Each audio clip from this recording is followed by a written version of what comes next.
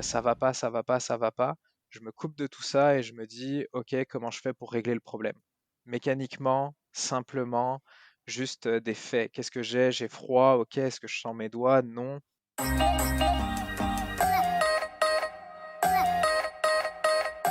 Bonjour, je suis Alexandre et bienvenue dans le podcast Les Joies du Sport, le podcast qui vous permet de suivre une aventure avant même qu'elle ne commence. Dans ce format, des invités viendront te présenter leurs futurs projets sportifs, que ce soit une course avec dossard ou bien un projet off, et cela à 2 reprises. Mais pourquoi 2 interventions sur un même sujet? C'est peut-être la question que tu te poses. Sache que ces 2 épisodes te permettront une immersion totale dans le projet. Lors du premier épisode, enregistré avant l'événement, ce sera l'occasion de découvrir notre invité et d'en apprendre plus sur le défi qui l'attend et comment il s'y est préparé. Nous découvrirons également comment il intègre son entraînement dans sa vie personnelle et professionnelle. Nous discuterons de ses sensations à l'approche de l'événement ainsi que ses attentes sur ce défi. Et si tu écoutes cet épisode dans les premiers jours de sa sortie, cela te permettra de suivre l'aventure en direct via les informations qui te seront données par l'invité ou via le compte Instagram du podcast, @lesjoiesdusport.podcast. Lors du second épisode, qui sera enregistré après l'événement, que le projet soit couronné de succès ou parsemé de difficultés, l'invité te partagera son expérience lors d'un débriefing complet et nous analyserons la différence entre les attentes et les résultats obtenus.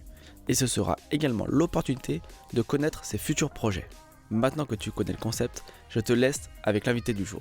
Aujourd'hui, je reçois Anthony Bosredon, qui est déjà venu sur le podcast lors de l'épisode 13, dans lequel il est venu parler de son parcours sportif, mais aussi de son défi, qui est d'être finisher de son premier 100 miles. Donc si tu n'as pas encore écouté cet épisode, je peux que te le conseiller.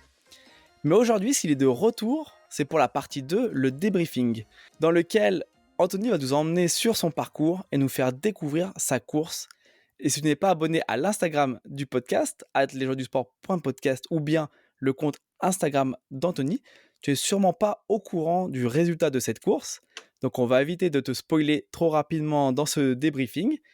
Et pour les autres qui le savent, je vous invite en tout cas à découvrir sa course.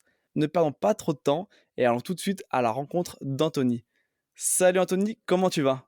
Salut Alexandre, ça va très bien et toi? Eh bah écoute, moi ça va plutôt bien.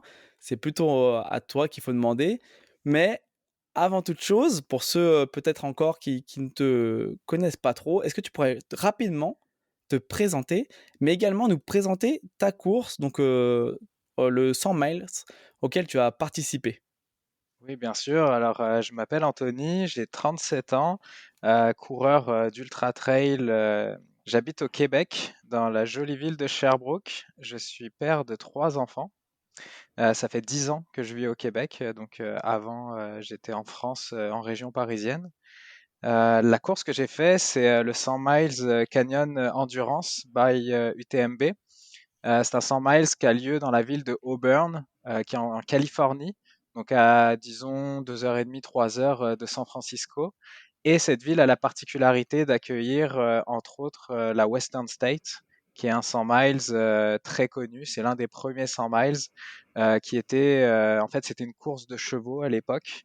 Et quelqu'un un jour s'est dit, bah tiens, si on la faisait en courant. Et donc, c'est parti comme ça. Donc, cette ville, le maire l'a même rebaptisée la ville de l'endurance trail. Donc on va reprendre, si tu le veux bien un petit peu, à environ une semaine avant la course. Bah, raconte-nous déjà comment est-ce qu'en fait tu t'es rendu sur la course? Toi donc tu habites au Canada et donc la course est en Californie. Comment tu t'es rendu? Est-ce que tu es allé tout seul ou avec, des amis ou des membres de la famille? J'y suis allé avec une amie. En fait, c'est ça que j'adore sur les réseaux sociaux et notamment Instagram, c'est qu'on rencontre des gens super et qui partagent les mêmes passions que nous. Donc, il y avait quelqu'un que j'avais rencontré sur Instagram, 2 personnes qui sont Sarah Maud et Julien, et qui eux allaient faire la course aussi. Donc, Sarah Maud sur le 50 km et Julien sur le 100 km. Et donc j'ai pris l'avion avec Sarah. On s'est retrouvés après avec Julien à Auburn. Et résultat, on a passé un très bon voyage tous ensemble. Niveau alimentaire, comment ça passe pour toi la semaine d'avant-course? Est-ce que tu as un régime spécifique ou des choses que tu mets en place, des routines, des habitudes? La semaine d'avant-course, je diminue énormément tout ce qui est aliments gras. pour vraiment que les intestins n'aient pas de problème, que la digestion n'ait pas de problème. J'ai réduit aussi les légumes, j'ai réduit les fruits. Donc, je vais vraiment sur des aliments tels que les pâtes avec un tout petit peu de sauce, de la pizza aussi qui apporte énormément de glucides et qui est quand même assez facile à digérer. C'est toujours un petit stress quand on est dans un autre pays, comme là par exemple Québec-San Francisco, c'est 6 heures d'avion.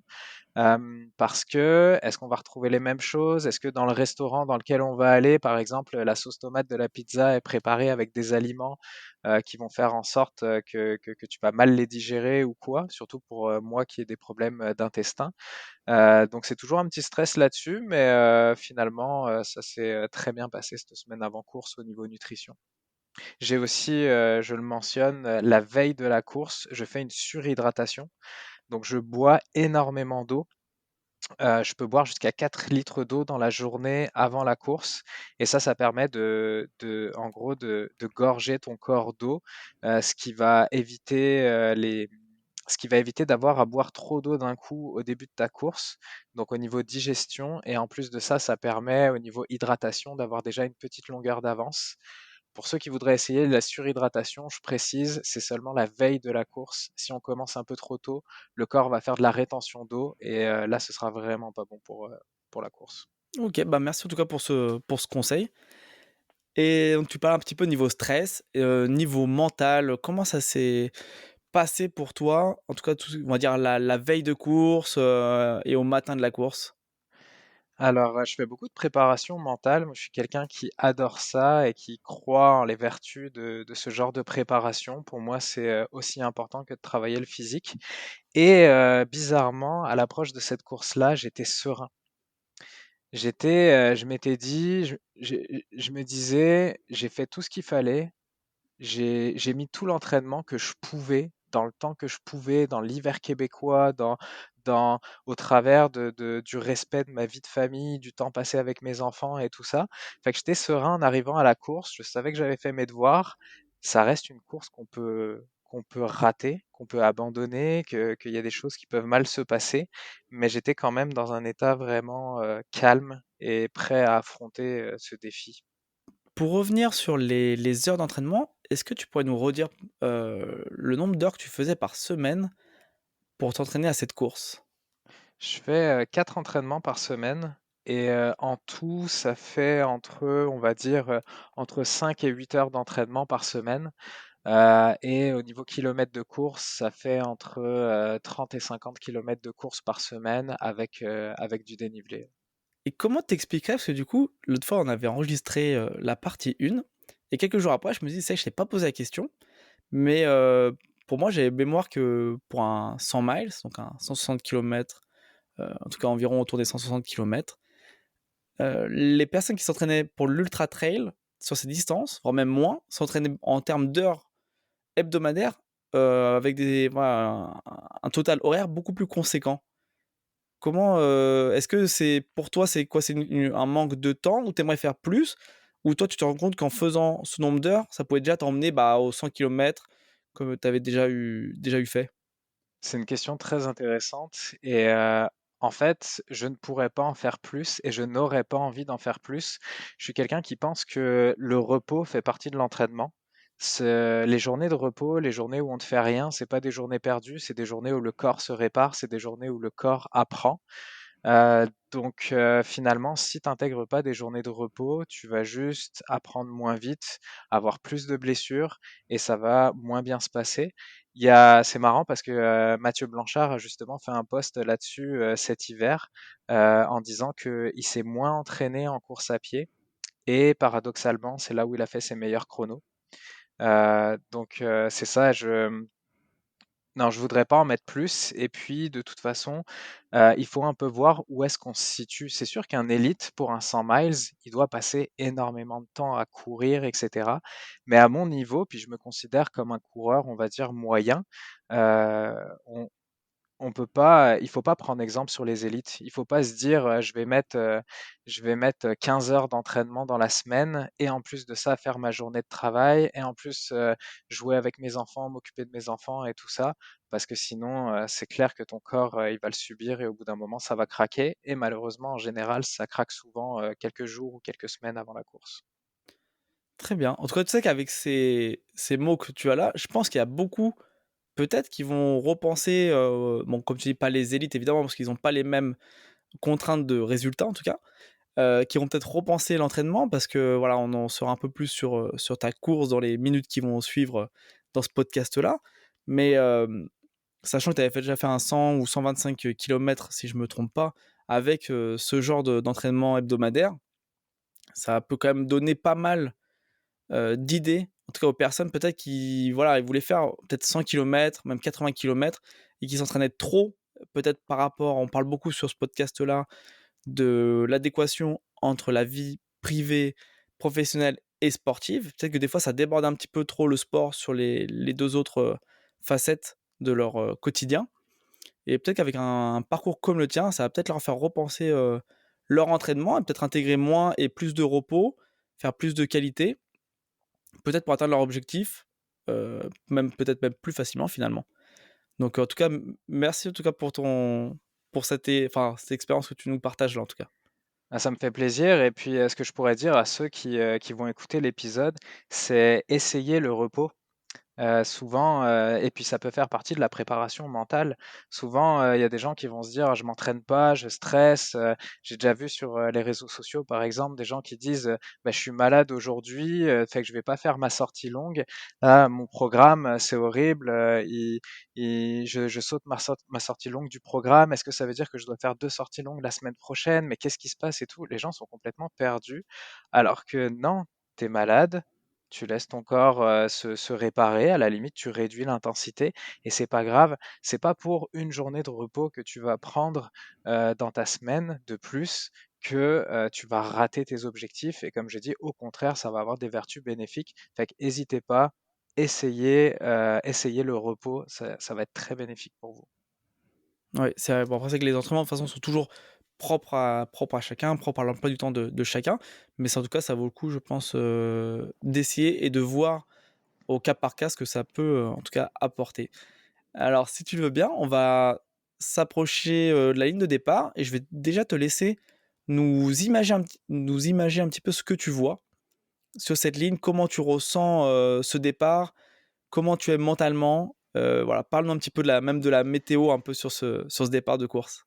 Alors, on le savait, les jours d'avant, la météo était assez changeante et puis ça nous annonçait de la pluie sur le parcours avec, quand même, 18-19 degrés pendant la journée et puis 9 la nuit.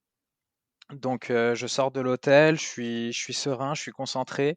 J'ai eu beaucoup de messages, que ce soit de mes amis, ma famille, aussi des gens que j'ai rencontrés sur Instagram qui me motivent et qui me permettent de commencer à me mettre un petit peu dans ma bulle. J'ai 45 minutes, de navette, pour arriver au départ. Là, on voit un spectacle magnifique, le canyon, vraiment à des vues qui sont incroyables, sur le canyon, qui se trouve à cet endroit-là et plus on approche de la ligne de départ, en bus et plus la pluie se met à tomber et on a l'impression quand même qu'il commence à faire un peu froid et effectivement, quand on sort du bus, il fait froid et la pluie, commence à bien tomber. Et là, la course change complètement par rapport à ce qui était annoncé. Il est 9 heures le matin, puis on aurait dû avoir de la pluie aux alentours de 11 heures. Mais là, dès 9 heures, il se met à pleuvoir et à faire froid. Donc sur la ligne de départ, je le sais que dès le début de la course, il va falloir gérer ce problème-là. Moi, je suis quelqu'un qui me refroidit très rapidement, puis de toute façon, n'importe quel coureur peut être sujet à ça.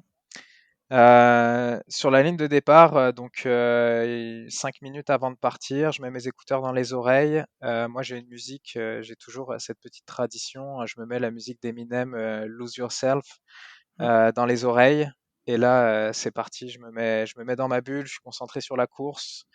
Une fois la musique finie, c'est, l'organisation de la course qui nous met, le l'hymne américain. Ça aussi, ça fait son petit effet. Et puis 5, 4, 3, 2, 1, c'est parti pour 100 miles.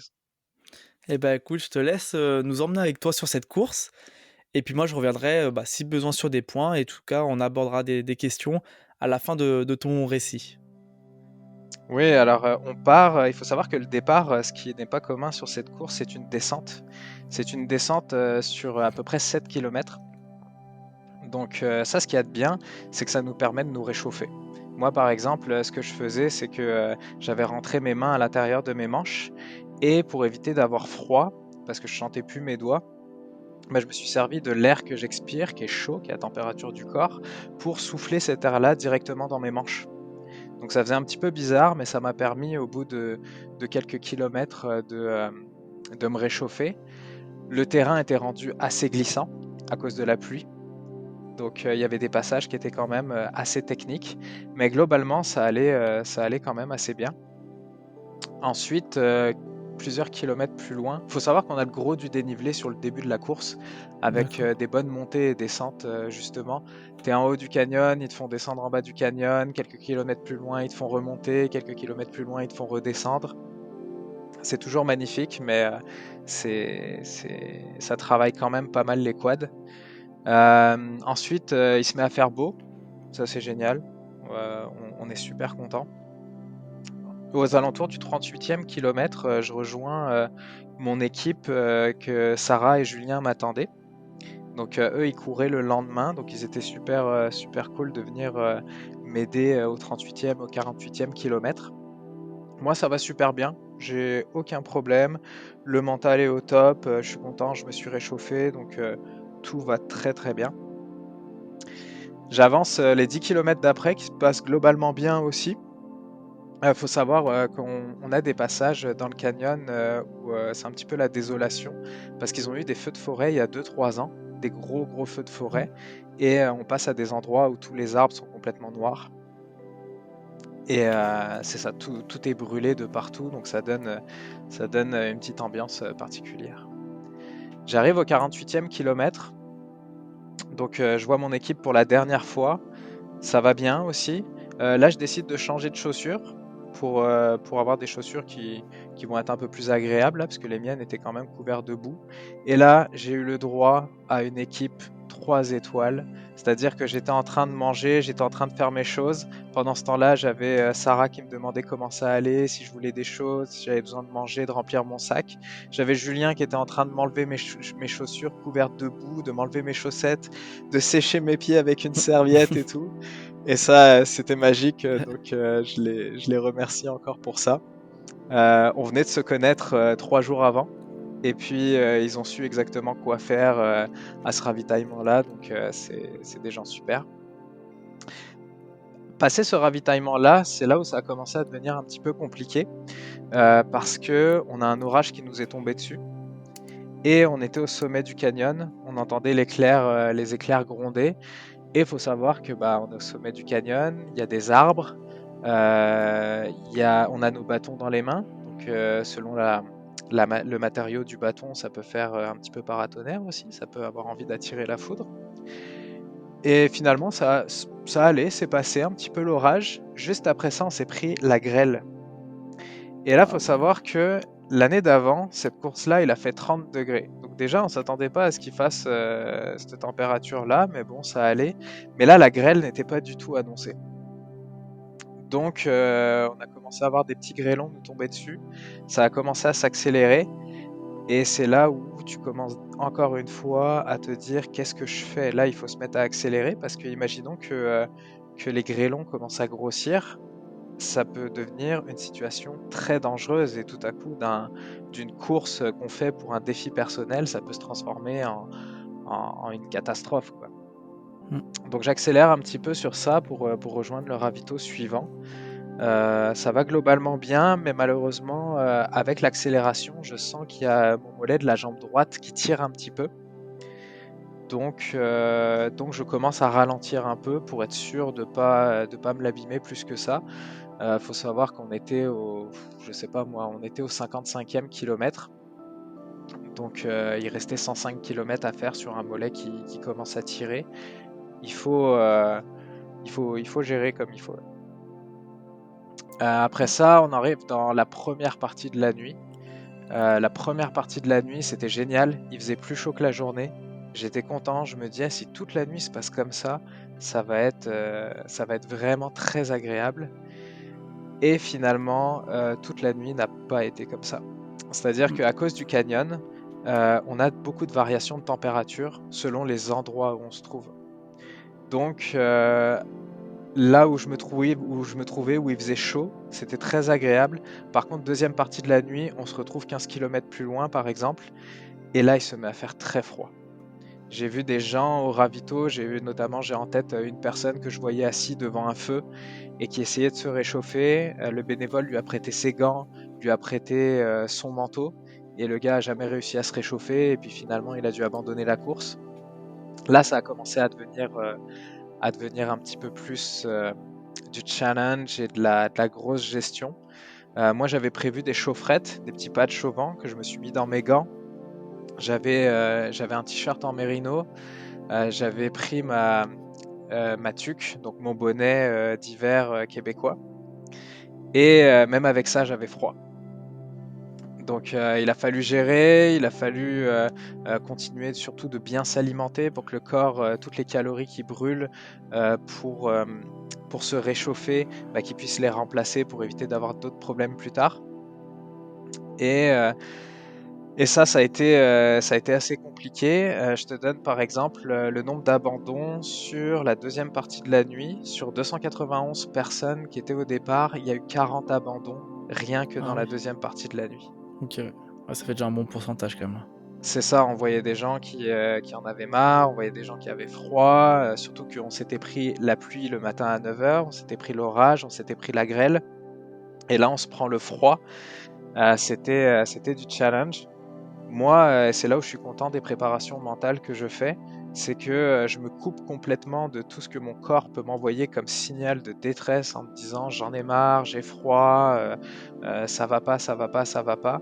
Je me coupe de tout ça et je me dis ok, comment je fais pour régler le problème? Mécaniquement, simplement, juste des faits. Qu'est-ce que j'ai? J'ai froid, ok, est-ce que je sens mes doigts? Non. Mets tes chaufferettes. Euh, Est-ce que j'ai froid ailleurs? Oui, bon bah rentre ton t-shirt, ta veste et tout ça dans ton pantalon pour éviter des courants d'air qui vont venir continuer de te refroidir.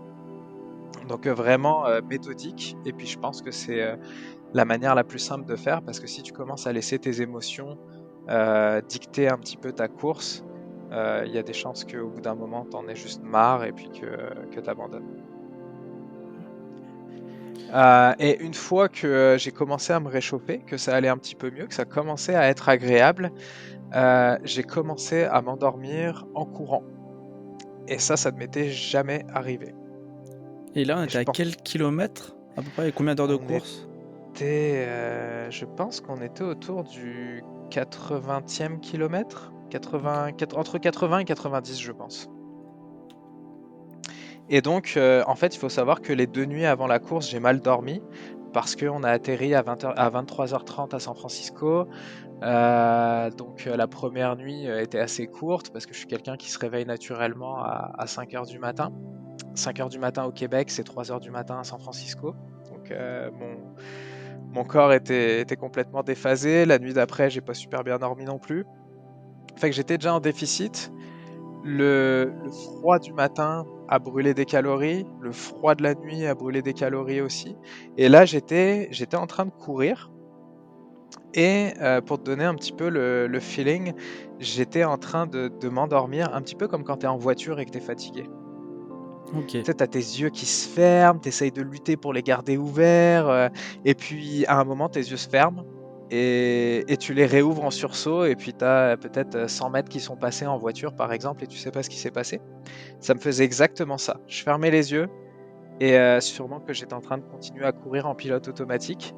Et en fait, je me réveillais en sursaut au moment où je sentais que je partais sur le côté. C'est-à-dire vraiment, j'étais en train de tomber tout doucement. Et sûrement que mon oreille interne envoyait un signal d'urgence à mon cerveau en disant eh oh, réveille-toi, il y a quelque chose qui marche pas. Donc, ça, c'était la situation la plus dangereuse du 100 miles. parce que si tu trébuches, si tu tombes, si tu t'endors vraiment, ça peut être une commotion cérébrale, ça peut être pire encore si ta tête elle tombe sur une roche ou quoi.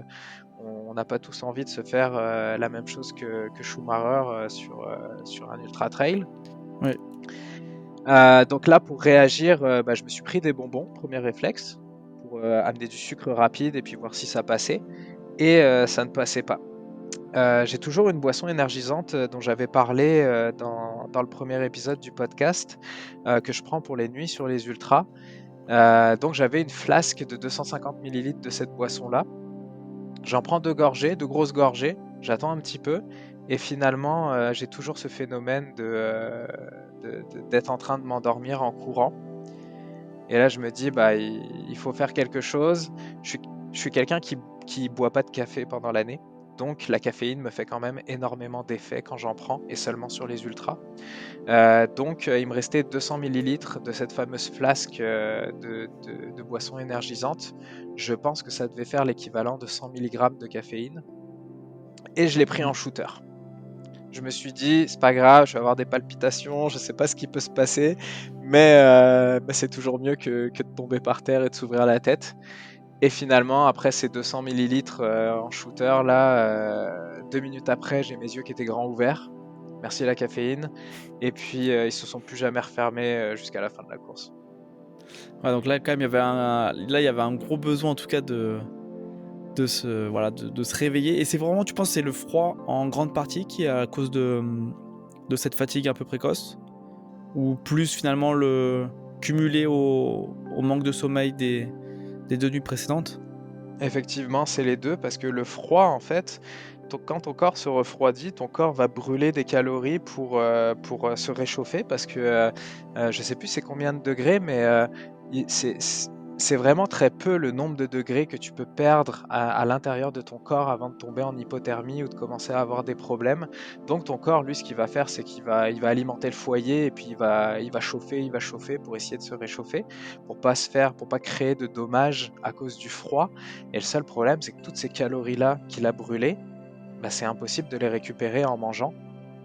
C'est Mmh. déjà en cours, donc l'estomac est pas capable d'ingérer autant de calories que ce qu'on a d'habitude. Et, et voilà, et là en plus on en brûle encore plus. Et donc ce manque-là de calories fait en sorte que tu as juste envie de t'endormir. Bon, et puis parle-nous un peu quand même de cette fin de course. On veut savoir un peu qu'est-ce qui s'est passé dans ta tête? La sortie de la nuit, c'est magique. Surtout les ultras, la sortie de la nuit, c'est magique. Le soleil qui apparaît, c'est un bien fou. On comprend pourquoi les gens qui sont perdus dans la montagne ou quoi, comme on voit dans les films, ou alors même que les premiers hommes regardaient le soleil et puis ils trouvaient ça incroyable, un petit peu comme un dieu, parce que tu sens vraiment toute l'énergie qui reparcourt ton corps. À partir de là, c'était reparti. Ça allait super bien. Et aux alentours du 120e kilomètre, j'étais dans une côte qui était quand même assez longue. Je pense que c'était 8 kilomètres de montée. Et j'ai commencé à avoir des hallucinations. Donc c'est mes premières hallucinations en ultra que j'ai. Et il paraît que c'est un baptême un petit peu pour tous ceux qui font des 100 miles. Et ces hallucinations-là, c'était par exemple, il y avait un énorme rocher sur le chemin. Bah, moi, je voyais un vieux monsieur assis sur un banc. Je voyais un tronc d'arbre avec une branche qui dépassait. J'avais l'impression que c'était un squelette qui sortait d'un mât de bateau pirate. Je voyais des visages sur tous les arbres. Je voyais un tyrannosaure fait de feuilles. C'était vraiment surprenant. Et j'avais déjà entendu parler de ça sur des gens qui avaient fait l'UTMB qui disaient: «Ah bah, t'as l'impression de marcher sur des visages parce que les petites roches que tu vois par terre, tu vois des visages». Et c'est ça en fait, ton cerveau il est fatigué, il est en manque de plusieurs nutriments et donc bah, ça débloque un petit peu de partout là. Et c'était vraiment très marrant. Et justement, la fin de la course, t'arrives en bas du canyon et là, la ville d'Auburn, l'arrivée est en haut du canyon, fait que tu as une montée de 600 mètres à faire et il y a des roches sur les côtés. Et je me souviens en arrivant à l'arrivée, j'ai dit à mon amie Sarah, j'ai dit: «Eh, c'est super ce qu'ils ont gravé, dans la roche sur les côtés». Il y avait un Godzilla et un King Kong qui étaient gravés, sur le côté. Je me suis dit: «Ah, c'est pour le film qu'ils ont fait ça?» parce que c'est sorti il y a pas si longtemps que ça et je dis: «C'est super bien fait» parce que l'œil de King Kong, quand tu avances, il te suit un petit peu comme la Joconde, est peinte là, il paraît que quand on se tourne un petit peu, on a l'impression qu'elle nous suit du regard. Bah, moi, le King Kong, j'étais en train de le regarder son œil et puis il me suivait pendant que j'étais en train d'avancer. Et c'est là où Sarah, elle m'a dit, Anto, il n'y avait pas de Godzilla ni de King Kong gravé dans la roche. T'as halluciné solide. Et donc, on arrive donc en haut de ce canyon. Et là, on court dans la ville de Auburn. Il y a les voitures de police qui font la circulation. T'as la police justement qui font hey, good job, let's go, you're good. Il y a vraiment une ambiance qui est super bonne. Moi, je m'étais promis de pas courir justement pour pas abîmer mon mollet. Mais forcément, on sait comment ça se passe, hein, l'euphorie de l'arrivée. Donc, je me suis mis à courir. Et pendant l'arrivée, moi, il faut savoir que je suis quelqu'un qui garde mes émotions extrêmement profondément à l'intérieur de moi, puis parce que je suis comme ça, puis en plus pour mieux gérer la course.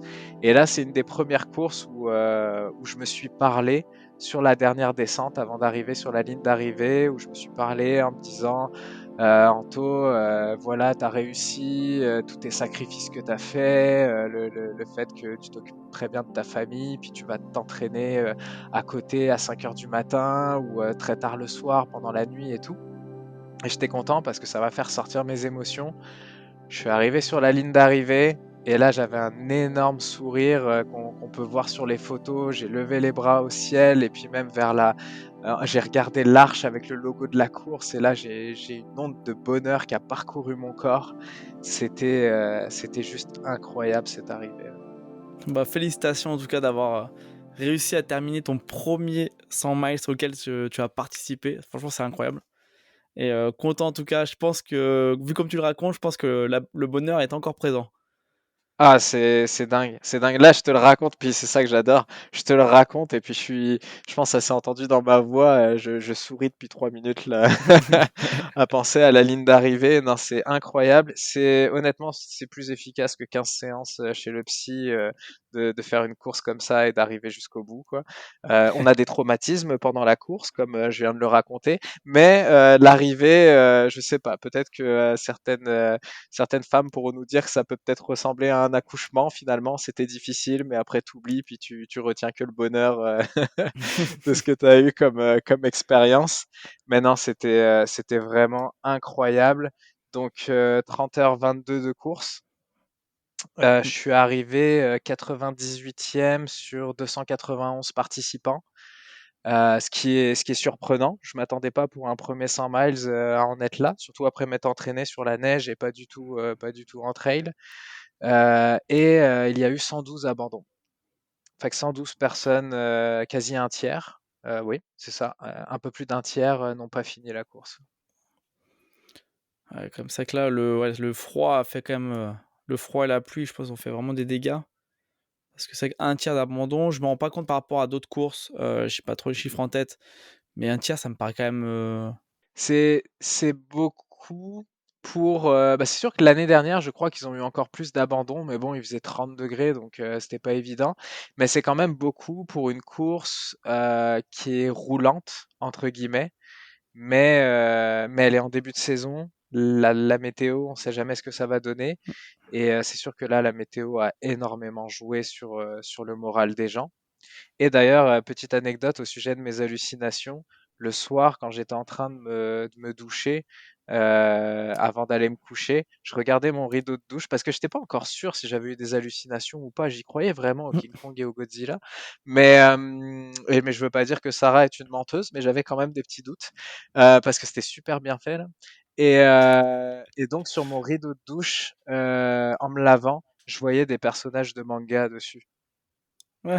qui était sur le rideau. Et là, je me suis dit, non, mais Anto, bon, bah, c'est vrai, t'hallucines quand même pas mal. Il est temps d'aller se coucher. Ah, tu encore des hallucinations, même après, même voilà, même bien après la course, quoi? Oui, oui, bah, la course a fini, je pense que je suis arrivé vers 15 heures, puis je me suis couché à 23 heures, puis jusqu'à 23 heures, j'ai eu des hallucinations. Ah, je savais pas que ça pouvait durer aussi, je pense que c'était vraiment que sur le moment de l'effort et puis après c'était Non, je pense que ton cerveau est tellement fatigué de tout ce qu'il a vécu que non, il essaye de lutter comme il peut. donc bah, écoute, on va revenir sur quelques points, bah, sur ta course. Tu as parlé, bah, de l'endormissement. Est-ce que pour toi, ça, c'était quand même le principal défi que tu as rencontré sur, cette course? Je te dirais, ça a été égalité entre le sommeil et le froid. Parce que le froid a été quand même très dur à gérer. Le froid n'était pas dangereux. Ça veut dire que ce qui se serait passé, dans le pire des cas, si j'arrivais pas à me réchauffer, j'aurais abandonné. C'est triste, mais c'est pas dangereux. Mais par contre, ça a été un sacré challenge. Mais l'endormissement, le sommeil, là par contre, c'était très dangereux parce qu'il y avait des risques de blessures. Donc effectivement, on pourrait donner un petit point, une petite avance de plus au sommeil dans la difficulté des choses à vivre sur cette course. Et d'ailleurs, tu nous as parlé un petit peu que voilà, tu fais un gros travail mental sur, voilà, pour essayer d'inhiber un petit peu tous les signaux que tu reçois de ton corps. Comment est-ce que tu as fait pour, inhiber justement, voilà, la sensation de froid, enfin passer outre tout ça, sans avoir, voilà, pour pas aller jusqu'à l'abandon? Qu'est-ce que tu as réussi à faire? Enfin, est-ce que tu as des petites astuces à nous donner sur toi, Mais comment tu arrives à combattre ça? tu peux pas inhiber la sensation de froid, tu peux pas le couper parce que ça, c'est la chose que tu as pas envie de couper parce que tu as envie de le gérer ce problème-là. Par contre, ce que tu peux couper, c'est l'anxiété, que va t'envoyer ton cerveau et ça, l'anxiété, c'est contre-productif. Moi, ce que je fais pendant mes préparations, c'est que je me projette, je fais de la projection sur la course. J'imagine le départ et je fais exprès de m'imaginer avoir des problèmes sur la course pendant ma préparation. Et ça va me permettre d'être prêt à gérer les problèmes qu'il peut y avoir. Ça veut dire que je me mets par exemple, bon, je m'assois en tailleur, je fais une petite relaxation avec de la respiration. Après ça, je ferme les yeux, je me mets une musique classique dans les oreilles, douce, et puis je m'imagine sur la course. J'essaye de m'imaginer tellement que je ressens les sensations de la course. Et là, par exemple, je vais essayer de ressentir les sensations si je me tords la cheville. Je vais essayer de ressentir les sensations si j'ai froid, si j'ai chaud, si j'arrive plus à manger par exemple et je vais faire en sorte dans cette projection-là de régler ce problème-là.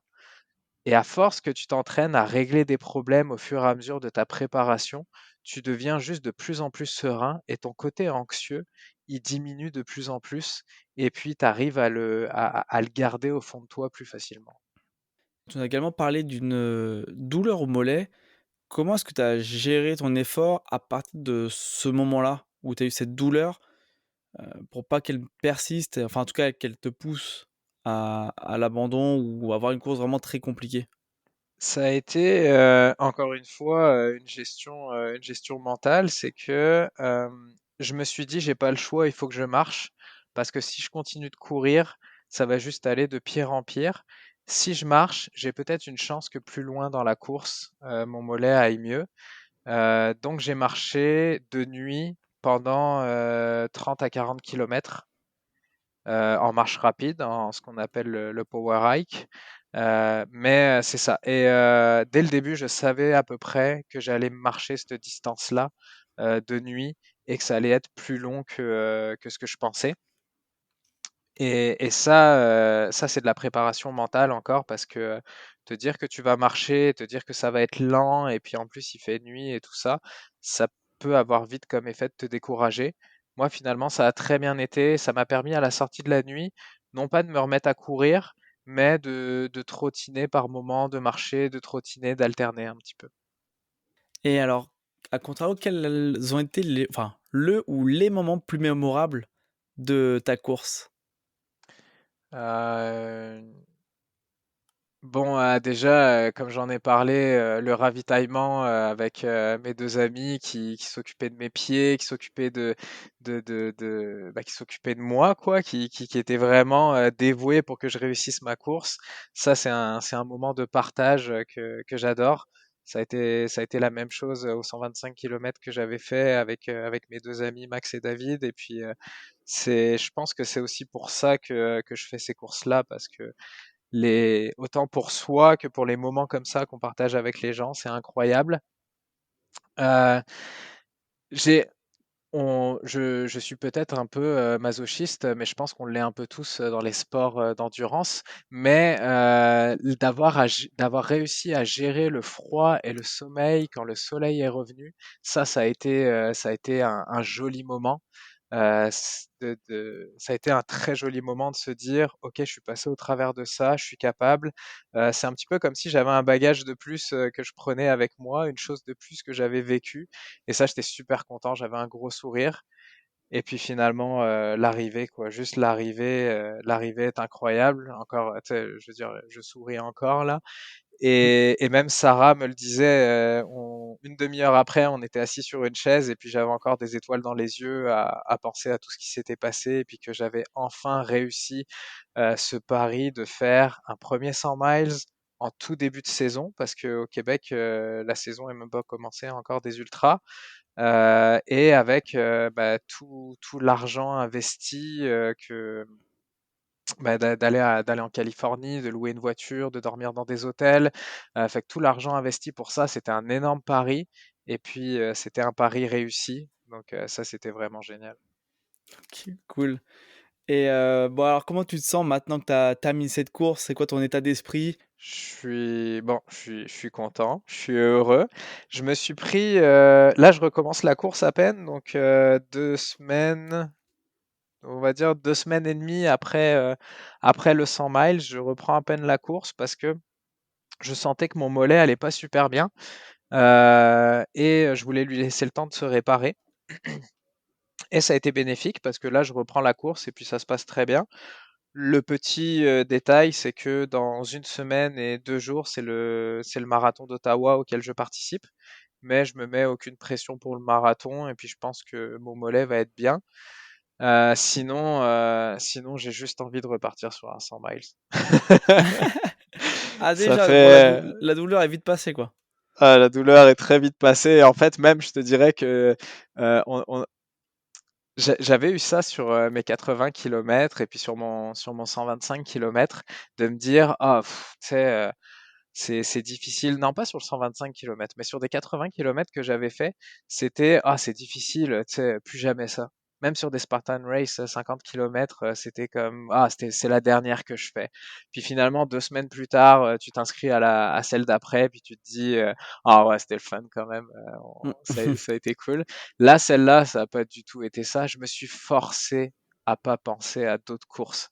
Il y a des gens qui me disaient alors, c'est quoi la suite et tout. Je dis non, non, non, non, non. Je ne veux pas penser à la suite parce que je me connais, je sais dans quel état d'esprit je suis et je veux absolument pas penser à la suite, même si j'ai un plan qui est prévu jusqu'en 2026, mais parce que je suis quelqu'un qui planifie énormément, mais je ne voulais absolument pas y penser, je voulais rester sur ce petit bonheur de canyon.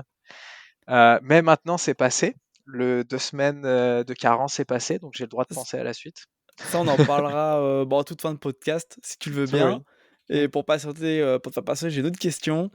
Hem, Qu'est-ce que tu as trouvé, en fait, de différent entre ce que tu avais anticipé avant la course et puis que tu as retrouvé dans la course?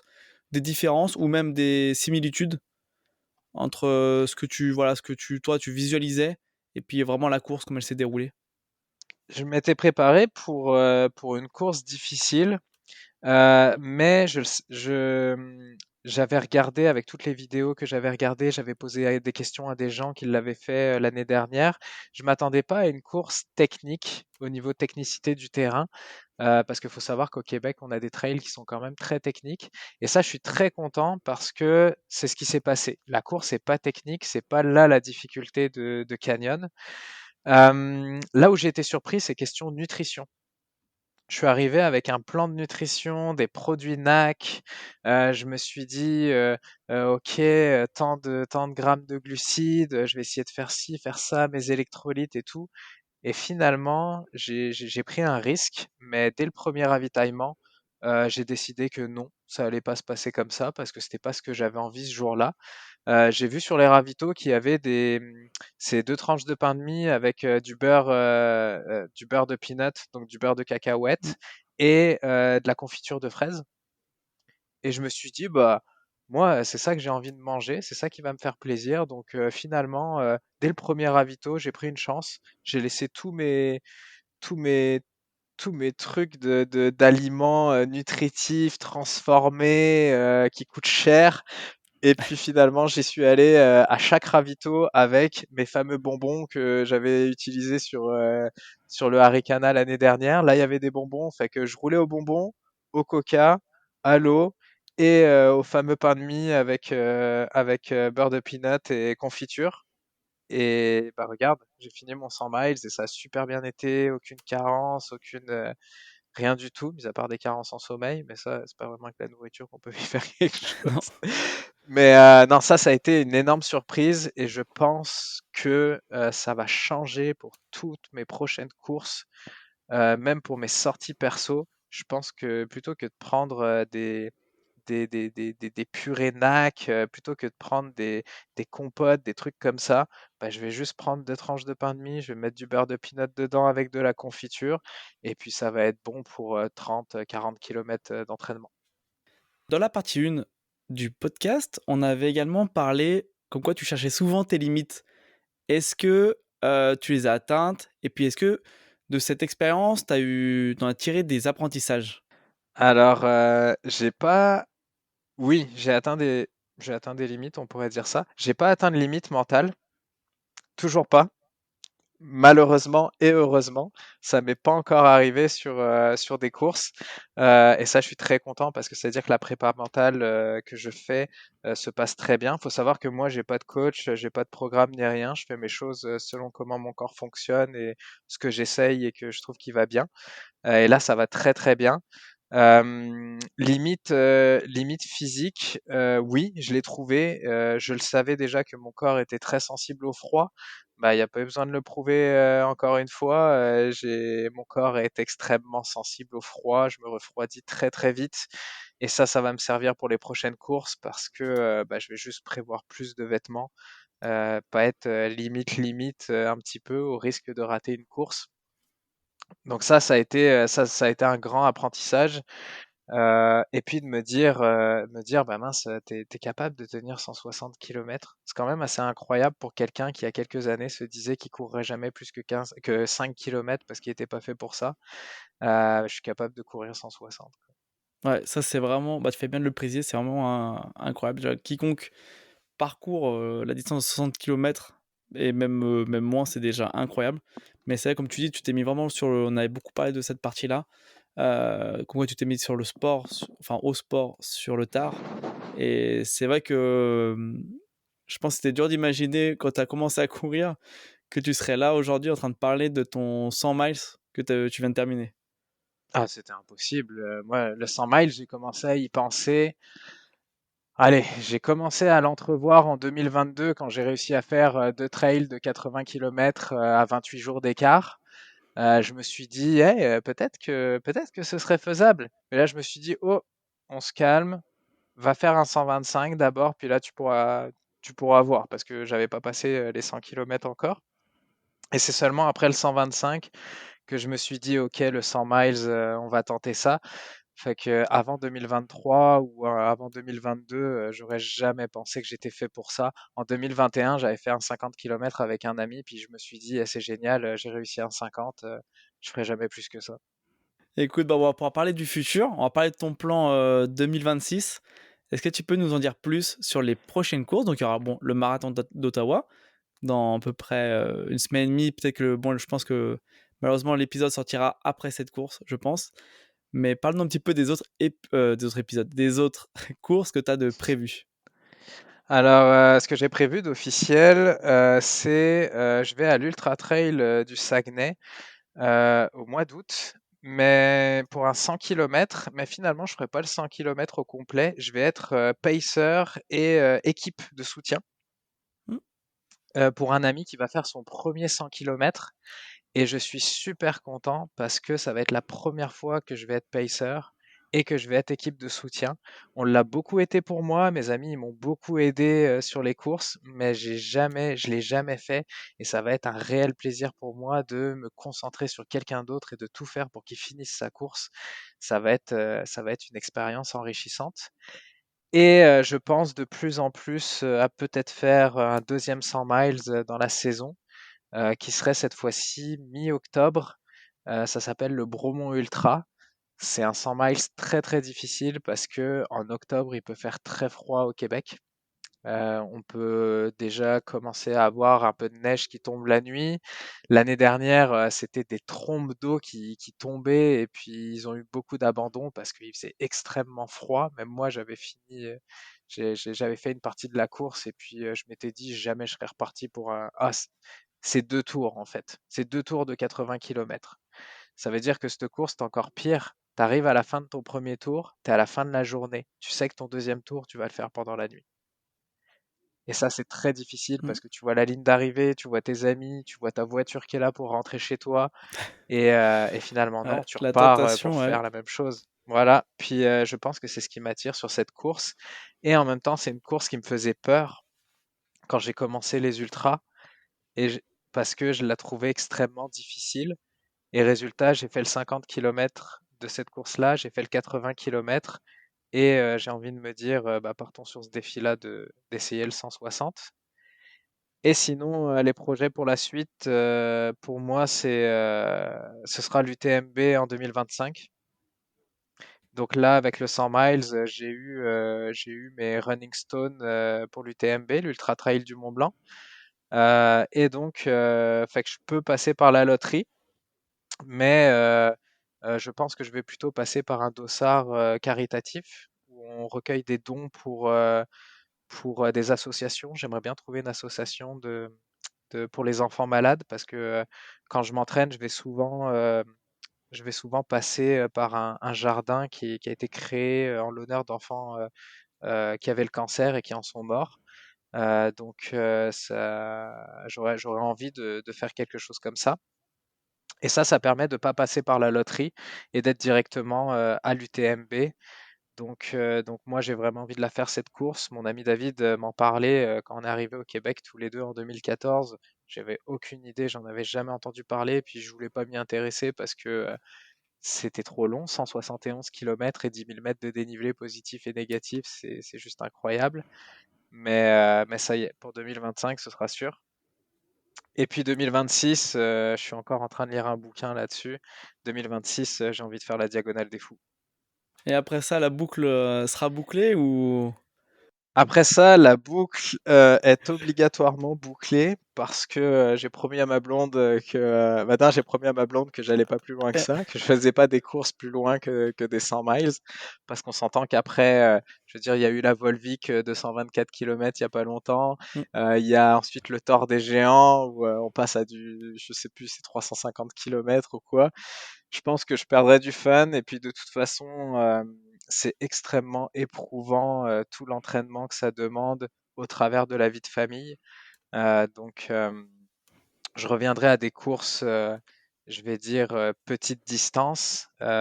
Désolé si je veux pas froisser personne, mais des 50 kilomètres, 50-60 kilomètres, ce sera très bien comme petite course, une fois de temps en temps pour, heu, pour s pour, heu, pour se faire du bien aux pattes un petit peu là. Bon, je pense que personne sera froissé.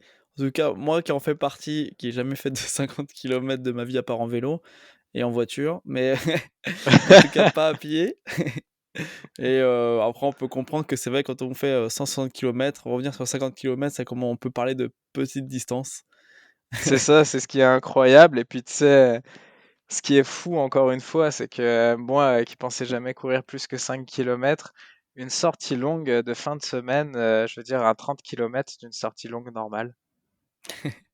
Donc C'est vrai. tu sais, on peut partir et puis après ça, avec un ami, on a envie de partir, sur, peut-être des défis un petit peu plus en off là, pas sur des courses officielles. Donc par exemple, on a les montagnes dans le Vermont qui sont intéressantes. On peut avoir des traversées de parcs nationaux, des choses comme ça, où ça va plus être du partage et puis de la distance, ce qui va être très intéressant aussi comme projet. Où est-ce qu'on peut te retrouver sur les réseaux? Parce que je crois que tu as changé ton nom Instagram. Est-ce que tu Oui. peux nous donner les infos pour qu'on puisse te suivre sur tous ces projets? Il était temps que je change mon nom Instagram parce qu'il était lié à mon premier 125 km. Maintenant, j'ai choisi un nom soft avec l'aide de plusieurs personnes qui m'ont aidé à choisir un nom. Fait que c'est juste Anto Run et Trail tout simplement. Et puis c'est ça, pour ceux qui veulent me suivre sur mes prochains délires et me suivre et puis échanger parce que, encore une fois, moi, les réseaux sociaux, c'est pas que dans un sens, c'est pas moi qui montre ce que je fais et puis voilà, je veux qu'il y ait de l'échange, fait que venez me parler, venez échanger sur les méthodes d'entraînement, sur les questions que vous avez, moi j'aurais des questions pour vous aussi, qu'importe les kilomètres que vous faites, si vous en êtes à des courses de 5 kilomètres, je suis sûr que je peux apprendre des choses de vous aussi qui vont me servir sur mes courses à moi. C'est de l'entraide, c'est une communauté incroyable, la communauté de coureurs et de sportifs, donc vraiment n'hésitez pas. Et puis qui sait, peut-être que ton nom de Instagram risque de changer en Anto Run Fort avec le nom de l'association, pour l'UTMB, avec un peu de C'est chance. possible, ce serait une très bonne idée. Faut savoir que moi, je suis quelqu'un qui n'est absolument pas artistique. J'ai pas une âme comme ça, ce qui fait que par exemple, si je dois choisir des couleurs de peinture pour les chambres des enfants chez moi, c'est toujours compliqué. Je te dis pas pour un pseudo, là, j'aurais juste envie de mettre le pseudo le plus simple possible. Mais c'est sûr que des fois, on me conseille, on me dit, ah tiens, ce serait peut-être bien que tu mettes un petit pseudo comme ça, ce serait intéressant. Donc, qui sait, peut-être que ta proposition va faire son petit chemin et puis que ça deviendra ça. Bon, bah, n'hésitez pas en tout cas à lui envoyer des suggestions, sur les couleurs des chambres d'enfants, visiblement. Ouais, ça va m'aider parce que je suis vraiment pas bon pour ça. Mais on peut pas être bon partout, on a chacun ses Non, qualités, hein. c'est clair. Et ben, en tout Puis cas, j'en vas-y. profite pour parler. Je suis ambassadeur de deux marques. Une marque de vêtements qui est une marque incroyable, c'est une marque éco-responsable qui a été imaginée au Québec qui s'appelle Five Ants. C'est des vêtements super confortables. Je veux dire, moi, le lendemain et le surlendemain du 100 miles, j'ai visité la ville de San Francisco. On a fait 10 km de marche et j'étais dans les vêtements Five Ants et j'étais confortable comme pas possible. Donc, n'hésitez pas, c'est des vêtements qui sont vraiment super. Et puis, dernièrement, je suis devenu ambassadeur de la marque, je ne sais pas comment ça se prononce exactement, il faudra que je leur demande, c'est Mammut ou Mammouth. Ah oui, je vois bien, venant de l'escalade, je vois très bien la marque, le logo, Voilà, mais c'est j'ai jamais exactement. su comment ça se prononçait. Ou Bah, ce que je ferais, c'est que je leur demanderais, puis je ferai un post là-dessus parce que je pour. pense qu'il doit avoir la prononciation à la française et puis, je pense un peu plus anglophone, qui doit pas être tout à fait la même. Ça se peut effectivement. Et donc, je suis devenu ambassadeur pour eux. Fait que là, ils ont envie de se lancer dans le trail un petit peu. Donc, je suis en train de tester ça et je ferai des retours sur les tests. Mais ce que je vois pour l'instant, c'est vraiment très intéressant. Ils ont sorti un sac d'hydratation, ils ont sorti des t-shirts, des shorts pour courir. C'est vraiment génial. OK, bah, très stylé, ouais, ça je savais pas, j'avais pas l'info. En tout cas, ouais, je vois très bien cette marque-là, ouais, au niveau escalade, je la vois parfaitement, mais je savais pas du tout qu'ils s'étaient mis en tout cas au trail. Bah, écoute, en tout cas, merci à toi, Anthony, d'être venu sur le podcast pour partager ton expérience. Ça me fait extrêmement plaisir d'avoir pu échanger sur, bah, pas mal de points, d'avoir appris à te découvrir et puis d'avoir pu, échanger avant et après cette course. Un grand merci, à toi pour tout ça. Mais merci beaucoup Alex. Puis je vais prendre le temps de te remercier aussi parce que C'est là, vous avez ce qu'on discute pendant le podcast, les gens qui écoutent, mais il y a aussi toutes les discussions qu'on a avant et après avec Alex qui sont super intéressantes. Moi, j'adore le principe du podcast, j'adore les questions que tu apportes qui sont vraiment très pertinentes. Et puis, je voulais dire un petit merci aussi à tous ceux qui passent sur le podcast parce que c'est pas facile d'arriver sur un podcast en annonçant quelle course on va courir, comment on s'entraîne pour cette course-là, comment on voit que la course va se passer, puis finalement revenir après la course et, et qu'on ait réussi ou pas réussi la course, on va venir débriefer, etc. C'est vraiment, c'est vraiment un effort qui est super intéressant à faire de partage envers les autres. Et je trouve ça très très intéressant. Alors bravo à Alex et bravo à ceux qui passent sur le podcast. Bah, merci à toi, puis merci d'avoir mis en avant et les invités, leur courage en tout cas, de venir, parler d'une aventure, oui, comme tu as dit, qu'ils ne connaissent pas encore le résultat. C'est un peu tout le principe du podcast, mais c'est vrai que ça demande, c'est pas toujours, évident, surtout quand ça se passe, pas comme on avait prévu. Mais, voilà, jusque-là tous, chaque personne en tout cas, je pense qu'il y a toujours du bon à apprendre et voilà, en tout cas de l'expérience à en tirer. Comme avait dit un invité, c'est pas un échec, c'est, un apprentissage. Donc je pense qu'à chaque fois, on peut tirer une leçon de tout ça et la partager. Je pense que ça peut aider, pas mal de gens et en tout cas, ouais, merci d'avoir mis, ce point-là en avant et puis qu'est-ce qu'on peut te souhaiter, pour la suite? Pour la suite, bah, de continuer à faire, des courses, aussi incroyables, que ça et puis que ça se passe bien et que je continue de franchir des lignes d'arrivée et de et de gérer aussi bien mes courses. Je pense que c'est ça qu'on peut me souhaiter de mieux. Et bah, parfait, bah, en tout cas, c'est tout le mal qu'on te souhaite et puis merci encore à toi, Anthony, d'être, venu sur le podcast et puis au plaisir d'échanger, en dehors, jusque 2026 déjà pour suivre ce plan-là et puis on verra la suite ce que tu nous réserves encore.